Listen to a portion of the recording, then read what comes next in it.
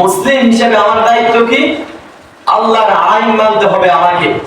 রাসূল সাল্লাল্লাহু আলাইহি ওয়াসাল্লাম যেগুলো বলেছে আমাকে ওইগুলো কি করতে হবে? মানতে হবে। তো একটা যুবকের বিয়ের বয়স হয়ে গেলে যখন সে বিয়ে করার জন্য কোনো প্রন্থা খুঁজে পায় না, তার কাছে টাকা পয়সা থাকে না, তখন সে ব্যভিচারে লিপ্ত হতে বাধ্য হয়। কথা বলেন ঠিক না বেঠিক? তখন ওই যুবক পতিতালয়ে যাইতে বাধ্য হয়। কেন?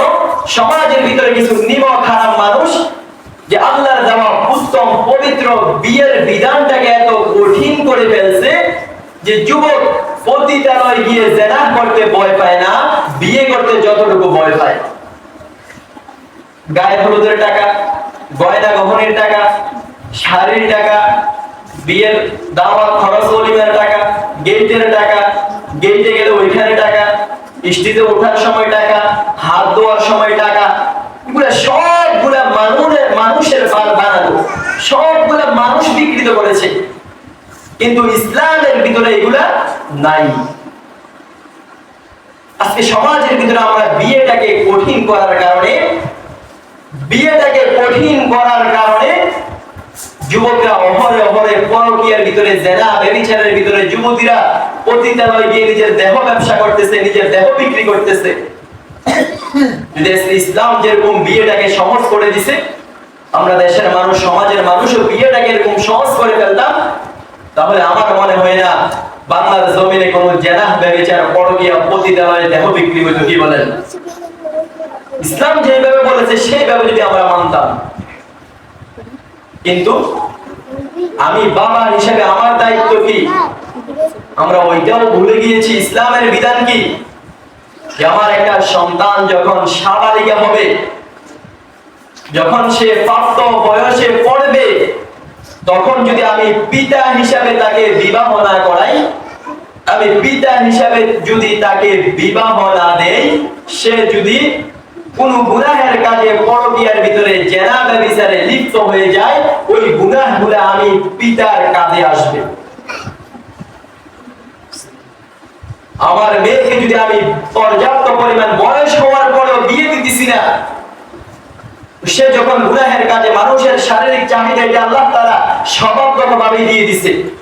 যে মানুষের শরীরের ভিতরে একটা চাহিদা আছে, আল্লাহ তাআলা এটা সৃষ্টি করার সময় মানুষকে দিয়ে দিয়েছে। আমার কারণে যদি আমার মেয়ে গুনাহের কাজে লিপ্ত হয়, আমার কারণে যদি আমার ছেলে বিবাহের কাজে গুনাহের কাজে লিপ্ত হয়, তাহলে এর দায়ভার সম্পূর্ণ আমাকে নিতে হবে। কেন? আমি যদি আমার সন্তানটাকে প্রাপ্ত বয়স্ক বয়সে বিবাহ করাইয়ে দিতাম, আমি যদি আমার মেয়েটা যখন সাবালিকা হয়েছে মেয়েটাকে বিবাহ দিয়ে দিতাম, তাহলে তারা যখন ক্ষুধা রাখতো, নিজের চাহিদাটা মিটাইতে পারতো, নিজের শরীরের চাহিদাটা মিটাইতে পারতো, তখন তারা আর কখনো জিনাহের কাজে লিপ্ত হইতো না। যখন মানুষের পেটের ভিতরে ক্ষুধা থাকে, তখন কোনটা হালাল কোনটা হারাম মানুষ সেটা দেখে না, আগে নিজের পেটের ক্ষুধা নিবারণ করে। কথা বলেন? ঠিক তদ্রূপ মানুষের যখন শরীরের চাহিদা জাগে, যখন প্রাপ্ত বয়স্ক হয়ে যায়, কোনটা হালাল কোনটা জিনা কোনটা ব্যভিচার সেটা তার দেখার সময় নাই, সে গুনাহের কাজের ভিতরে কি হয়ে যায়? লিপ্ত হয়ে যায়। ইসলামের ভিতরে বিয়ে শাদীর ব্যাপারে কি বলতেছে? ইসলাম বিয়ে শাদীটাকে খুব সহজ করে দিছে। বলে কিরকম সহজ? এখন শুনলে হয়তো অনেকের কাছে আশ্চর্য লাগবে, কি এত সহজ? আমরা তো কখনো কল্পনাও করি নাই। আমরা মনে করি যে বিয়ে করাইতে হলে গেট দেওয়া লাগে, বিয়ে করাইতে হলে প্যান্ডেল করা লাগে, বিয়ে করতে হলে শাড়ি গয়না গহনা অনেক কিছু দিতে হয়। না, আল্লাহর হাবিব বলে কোন একটা সাবালিকা মেয়ে এবং ছেলে যদি দুইজন সাক্ষীর সামনে বলে যে আমি তোমাকে বিবাহ করলাম, আর মেয়েটা যদি বলে আমি কবুল করলাম, বাস বিয়ে হয়ে গেছে।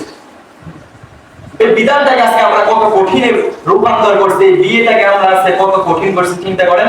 ইসলাম কি বলে? যে একটা প্রাপ্ত বয়স্ক ছেলে এবং মেয়ে যদি দুইজন সাক্ষীর সামনে বলে মেয়েকে আমি এত টাকা দেন মোহর দিয়ে তোমাকে বিবাহ করতে চাই, তুমি কি রাজি আছো? সে যদি বলে আমি রাজি, বাস বিয়ে হয়ে গেছে। তবে হ্যাঁ, খুতবা দেওয়া এটা সুন্নাত, সুন্নাত মোতাবেক শরীয়তের একটা নিয়মে খুতবা দেওয়া সুন্নাত। যদি স্বামী পারে তাহলে খুতবা পড়বে, আর যদি না পারে, যে জানে তাকে দিয়ে খুতবাটা কি করাইবে, পাঠ করাইবে, বাস বিয়ে হয়ে গেছে। দেন মোহরের ব্যাপারে এখন তো লক্ষ লক্ষ টাকা দেন মোহর, দেখা যায় লক্ষ লক্ষ টাকা দেন মোহর হওয়ার কারণে অনেক যুবকরা ভয়ে বিয়ে করতে চায় না, অনেকে বিয়ে করলে দেন মোহর পরিশোধ করতে পারে না। কিন্তু সাহাবায়ে কেরামের জীবনের দিকে তাকান, একটা লোহার আংটি দিয়ে পর্যন্ত তারা বিবাহ করেছে, বলেন সুবহানাল্লাহ। শুধু একটা লোহার আংটি দেন মোহর হিসেবে দিয়েছে, আর ওই সাহাবী মহিলা বলছে আমি কবুল করছি, বাস কি হয়ে গেছে, বিয়ে হয়ে গেছে। যদি বর্তমান সমাজে এরকম হয় তাহলে আমরা লাঠি সোটা তলোয়ার নিয়ে তাকে মারার জন্য প্রস্তুত হয়ে যাব। এটা তুই সামর্থ্য নাই, কে বলছে তোকে বিয়ে করার জন্য? বলবে না? বলবে।